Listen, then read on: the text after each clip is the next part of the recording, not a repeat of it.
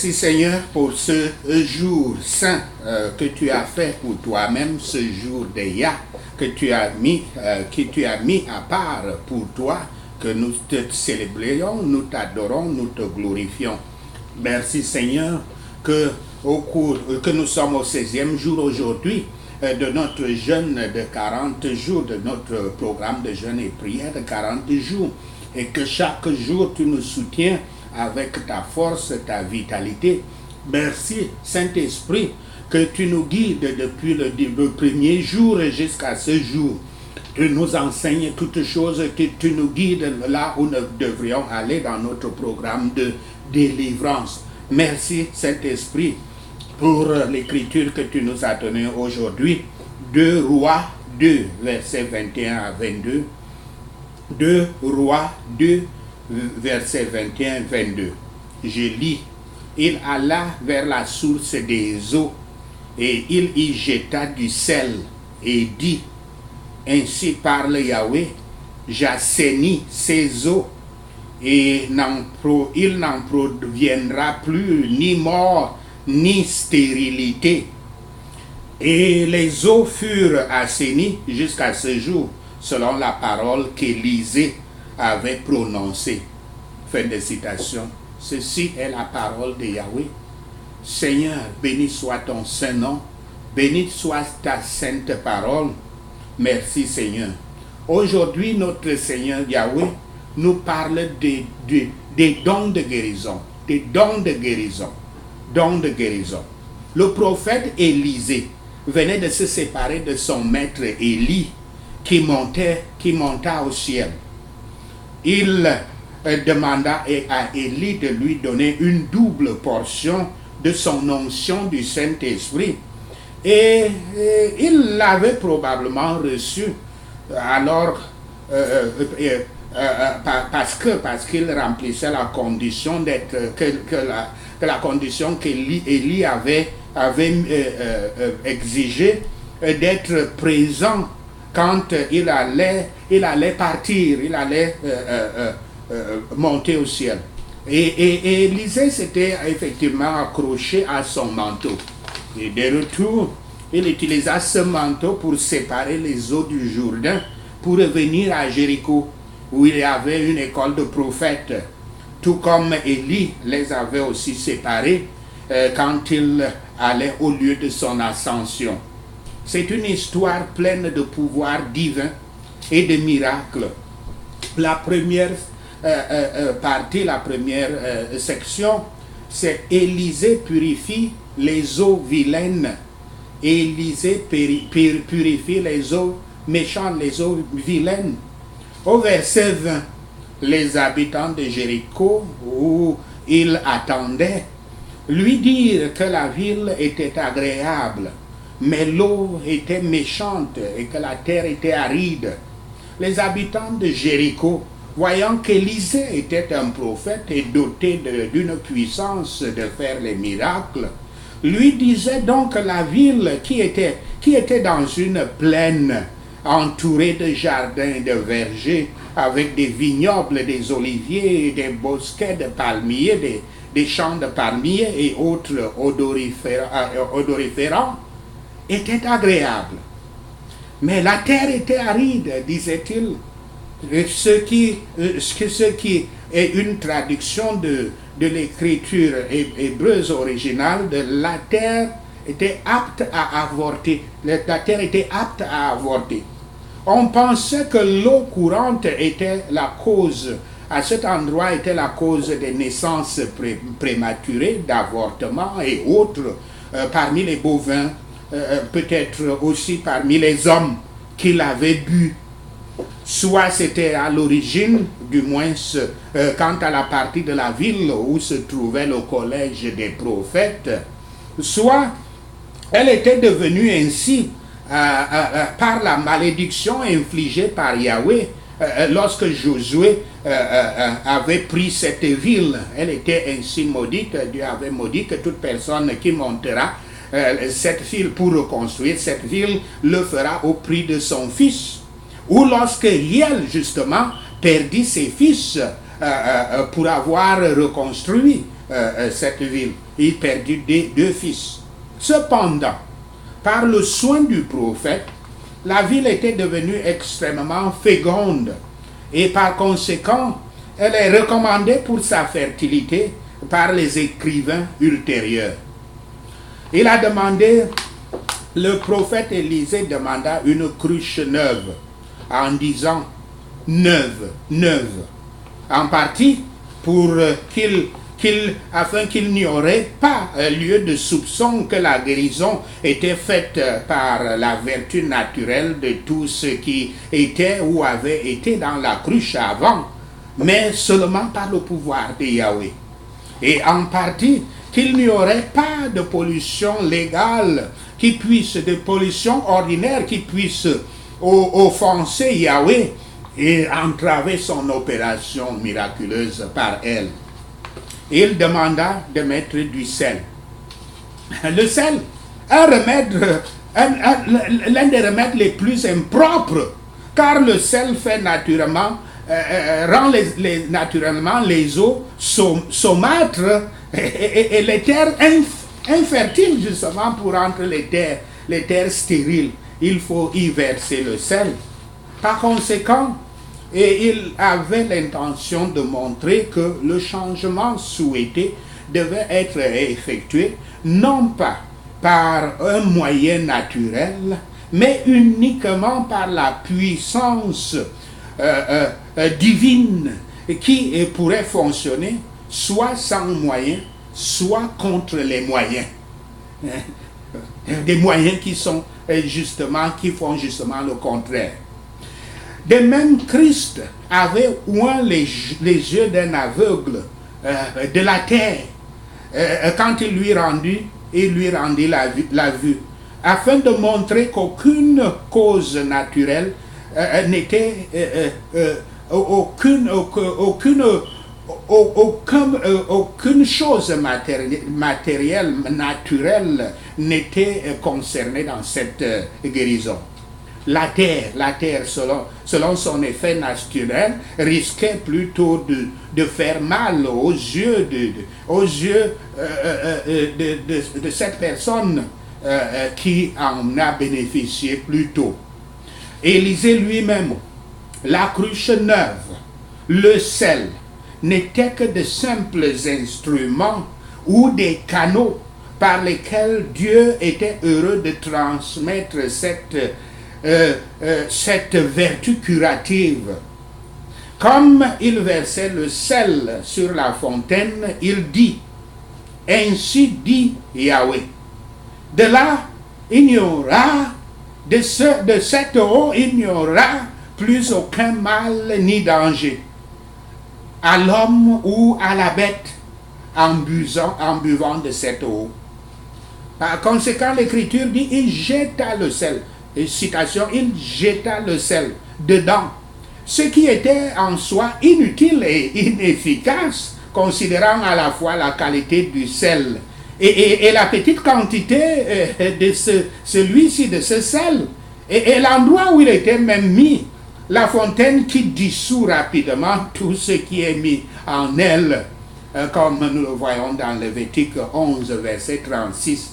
Mais il n'avait pas été utilisé que comme signe de la présence et du pouvoir de Dieu qui avait fait cette chose. Nous pouvons comparer ceci avec les mêmes miracles dans Exode 15, verset 25, 2 Rois 4, verset 41 et 2 Rois 6, verset 6. Il y a aujourd'hui une fontaine, maintenant appelée Ain en Sultan, qui n'est pas à plus de 1000 du site de la ville ancienne vers l'ouest de Jéricho, qui s'élève à environ 3/4 de la ligue au-dessus de la ville sur le chemin de Jérusalem, et qui produit beaucoup d'eau, très excellente en son genre, et qui parcourt et fructifie la plaine. Et beaucoup d'auteurs parlent de l'extraordinaire fécondité et du caractère plaisant de ce pays, de cet endroit, de cette région après cette époque. Ainsi, Yahweh lui avait donné le pouvoir, même contre la nature, de rendre l'eau profitable pour l'usage de l'homme, l'eau qui était auparavant dangereuse. Ainsi, les eaux étaient donc guéries jusqu'à ce jour, selon la parole d'Élisée qu'il avait prononcée au nom de Yahweh. Très important, au nom de Yahweh. Aucun homme de Dieu ne peut faire les miracles en son propre nom ou bien au nom d'un autre esprit. C'est seulement au nom de Yahweh.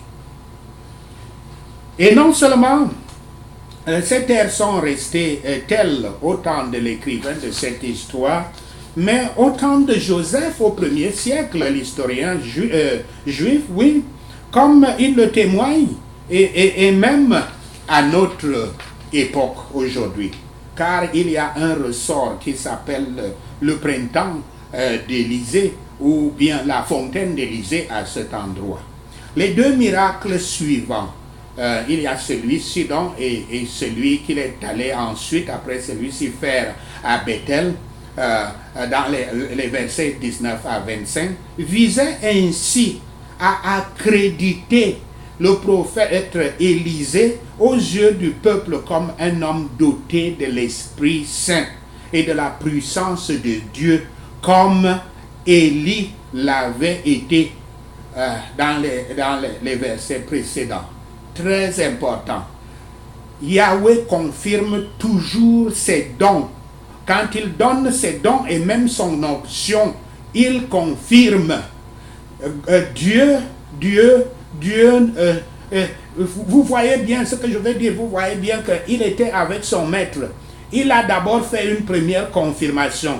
Quand Élisée a frappé le manteau sur la rivière s'est séparée. Première confirmation. Il vient ici, dans cette ville, l'eau est la vie. Il purifie la vie, ce qui fait la deuxième confirmation qu'il est oint du Saint-Esprit et qu'il a les dons de guérison. Dieu confirme d'abord toujours ses dons. Ne vous faites pas tromper par des gens qui vous disent que je suis oint de Dieu par la bouche, sans aucune confirmation, sans pouvoir montrer qu'il a les dons de guérison qui sont fondamentaux pour le ministère, pour servir Dieu sur terre. Donc, méfiez-vous, les dons sont toujours confirmés par Yahweh. Ainsi, les ministres de l'Évangile devaient s'efforcer de faire en sorte que chaque endroit où ils viennent, d'une manière ou d'une autre, soit rendu mieux pour eux. Travaillant à adoucir les esprits amers et à rendre les âmes stériles fructueuses par la bonne application de la parole de Dieu, par l'imposition des mains, par la manifestation de tous les signes et prodiges du Saint-Esprit. Deuxième partie de ce sermon, rechercher les dons spirituels de guérison. Les dons spirituels de guérison, recherchez-les, priez pour les avoir. Qu'est-ce que le don spirituel de la guérison? Le don spirituel de la guérison est la manifestation surnaturelle de l'Esprit Saint de Yahweh qui entraîne miraculeusement la guérison et la délivrance de la maladie ou d'une infirmité, la délivrance des démons, des esprits impurs. C'est la puissance de Yahweh qui détruit l'œuvre du péché, l'œuvre du diable dans le corps humain, dans l'âme humaine, comme les guérisons que Yahshua Christ et les disciples avaient accomplies à plusieurs endroits de la Bible, du Nouveau Testament, comme dans Matthieu 4, verset 24.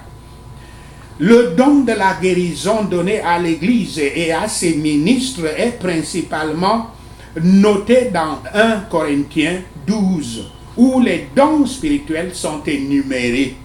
Les dons spirituels sont des pouvoirs, des compétences, des capacités ou des connaissances données par Dieu à travers le Saint-Esprit aux chrétiens, véritables chrétiens, pas ceux qui se disent chrétiens de bouche.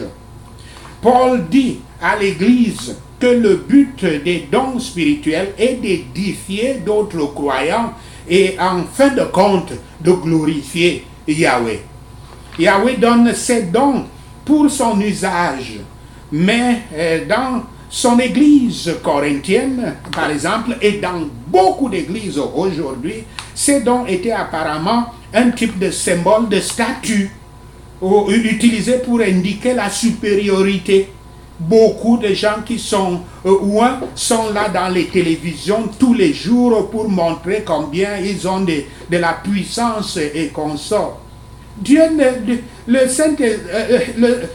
celui que nous suivons, Yahshua Christ, ne faisait la publicité nulle part. Au contraire, quand il faisait les miracles, il disait même aux gens, n'allez pas dire aux gens. Mais quand vous voyez cet étalage-là partout, les gens vont montrer qu'ils ont des pouvoirs. Il y a quelque chose qui ne va pas là-dedans. Il faut toujours s'en méfier. Fait intéressant. 1 Corinthiens 12, verset 9 se réfère à don de guérison au pluriel. Ce qui peut indiquer qu'il existe différents dons de guérison. Les dons de guérison pourraient signifier une très large gamme de compétences et d'habilités. Cela pourrait provenir du pouvoir de faire une guérison miraculeuse ou spectaculaire, comme faire marcher les boiteux, ou même réveiller les morts, ou l'utilisation ou la compréhension de la médecine, un autre moyen. Il pourrait même s'agir de l'empathie et de montrer de l'amour aux autres, au point de guérir les blessures émotionnelles. Mais tout cela doit être confirmé dans les faits, ça ne se suppose pas. Il y a eu beaucoup de débats sur l'usage du don spirituel de guérison chez les chrétiens. Un débat qui n'a pas lieu d'être si tout le monde demeurait sur les Écritures, fidèle aux Écritures. Certains en particulier, ceux des églises stériles, marquées par l'absence des activités du Saint-Esprit en raison de leur doctrine, croient que le don de guérison et d'autres dons et signes miraculeux ne sont plus opérationnels aujourd'hui.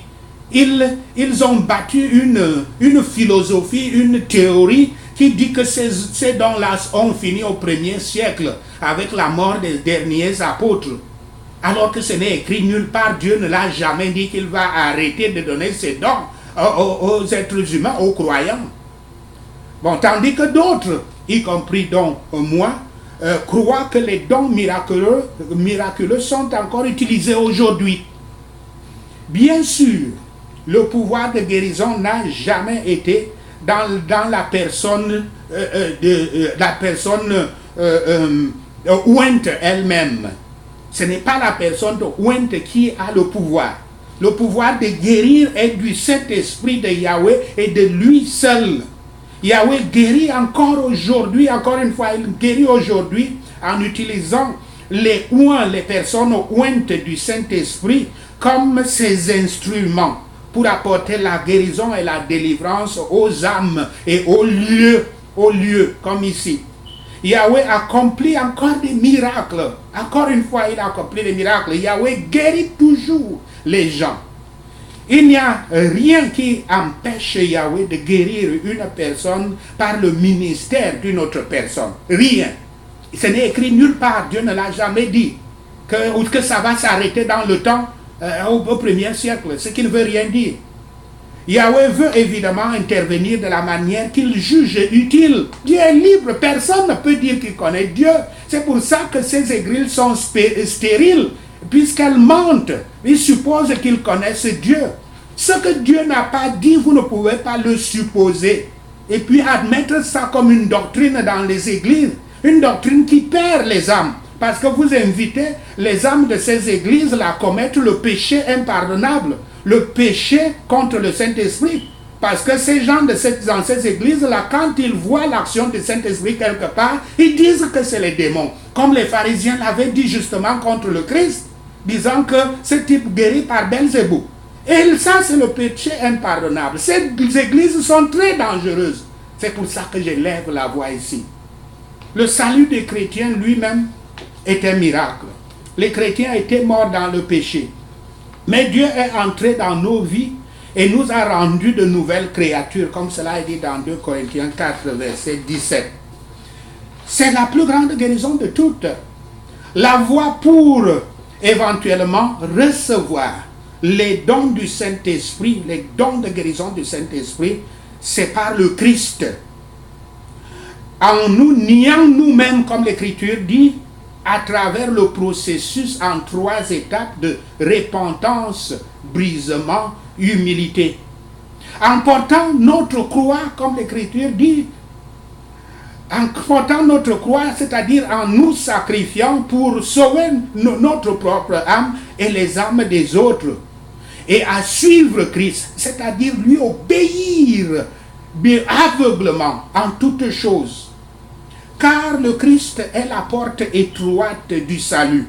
Et nous devons être humbles, maigres, humbles, pour pouvoir entrer par lui. C'est alors que nous recevrions le baptême du Saint-Esprit et du feu qui est mentionné dans Matthieu 3, verset 11, par l'intermédiaire du Christ. Et que nous profiterions de tous les dons du Saint-Esprit qui sont listés dans 1 Corinthiens 12. Tous les dons que le Saint-Esprit jugera bons pour nous, il nous les donne quand vous suivez ce chemin. Sachez cela et le Seigneur Yahweh vous bénira. Amen. Alléluia. Prenons ces points de prière. Prions pour les dons de la guérison. Prions.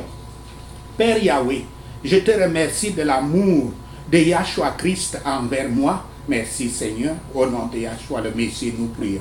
Je te remercie que Yahshua a porté nos péchés et par ses blessures, nous sommes guéris. Au nom de Yahshua le Messie, je prie.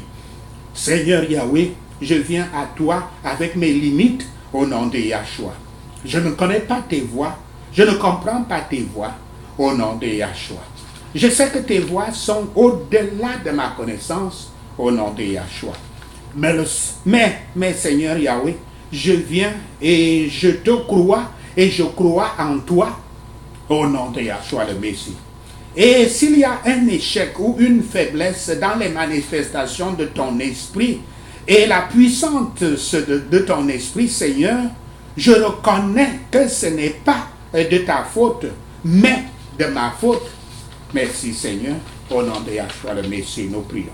Alors Seigneur Yahweh, amène-moi à l'endroit où tu peux faire ce que tu veux faire. Merci Seigneur, au nom de Yahshua le Messie, nous prions. Donne-moi Seigneur Yahweh une plus grande ouverture au fonctionnement de ton esprit.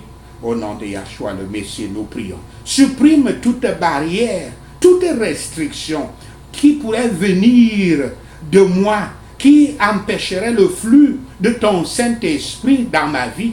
Au nom de Yahshua le Messie, nous prions. Seigneur Yahweh, aide-moi afin que je sois témoin du monde de la puissance et de l'amour de Yahshua Christ. Merci Seigneur, au nom de Yahshua le Messie, nous prions. Merci Seigneur Yahweh d'avoir entendu nos prières. Merci Père pour tes réponses à nos prières. Seigneur, nous te rendons gloire, nous te louons, nous t'adorons. Au nom de Yahshua le Messie, nous prions. Amen.